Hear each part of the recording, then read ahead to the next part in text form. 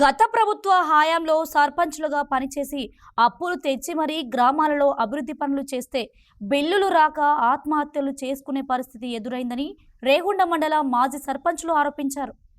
రేగుండ మండల పరిధిలోని వివిధ గ్రామాల సర్పంచులు తమకు రావాల్సిన పెండింగ్ బిల్లులు పరిష్కరించాలని సోమవారం ఎంపీడీఓ, ఎంపీఓకు వినతి పత్రం అందజేశారు.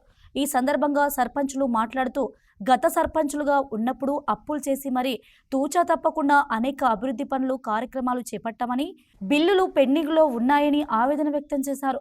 2 సంవత్సరాల నుండి రావాల్సిన బిల్లులు రాలేదని, దాదాపుగా ప్రతి సర్పంచ్కి 5 నుంచి 20 లక్షల వరకు పెండింగ్లో బిల్లులు ఉన్నాయన్నారు.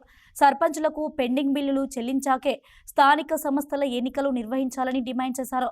ఈ కార్యక్రమంలో మాజీ సర్పంచ్లు ఎడునూతుల నిషిధర్ రెడ్డి, బండారి దేవేందర్, అంబాల చందుగౌడ్, దేవునూరి శ్రీనివాస్ తదితరులు పాల్గొన్నారు.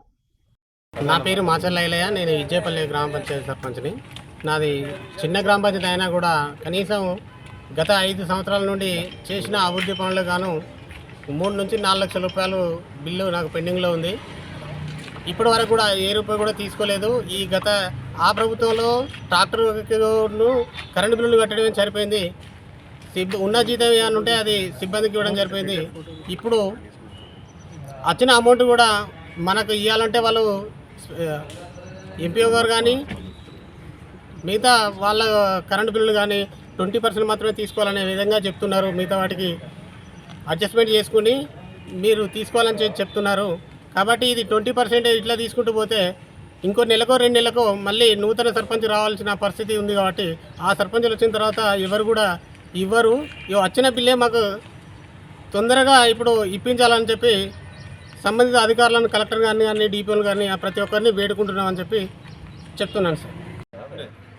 గ్రామాలు అభివృద్ధి చెందుతూనే ఈరోజు దేశం అభివృద్ధి చెందుతుందని పార్లమెంటు సాక్షిగా, అసెంబ్లీ సాక్షిగా నాయకులు ప్రగల్భాలు పలుకుతారు. కానీ ఎక్కడ చూసినా గత సర్పంచుల కాలంలో ఎక్కడ అభివృద్ధి అది ఎంతో కష్టపడి అభివృద్ధి చేస్తే వాళ్ళకు కనీసం వాళ్ళ పెండింగ్ బకాయిలను చెల్లించలేని పరిస్థితి ఏర్పడ్డది.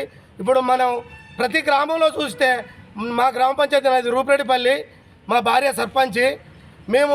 నాకు 14 లక్షలు రావాలి.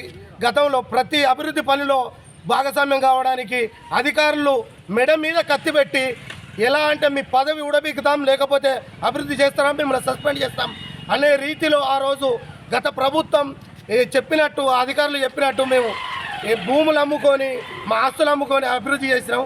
కానీ బకాయిలు చెల్లించడంలో విఫలమైంది. గత 2 సంవత్సరాల నుంచి ఎస్ఎఫ్సి ఇవ్వడంలో గత రాష్ట్ర ప్రభుత్వం విఫలమైంది. అదే పిఎఫ్ఎంఎస్సి ఇవ్వడంలో 12 నెలలుగా కేంద్ర ప్రభుత్వం విఫలమైంది. ఇప్పుడున్న ప్రభుత్వం అయినా గత బకాయిలను చెల్లించిన తర్వాతనే సర్పంచ్ ఎన్నికలు నిర్వహించాలని మేము డిమాండ్ చేస్తున్నాం.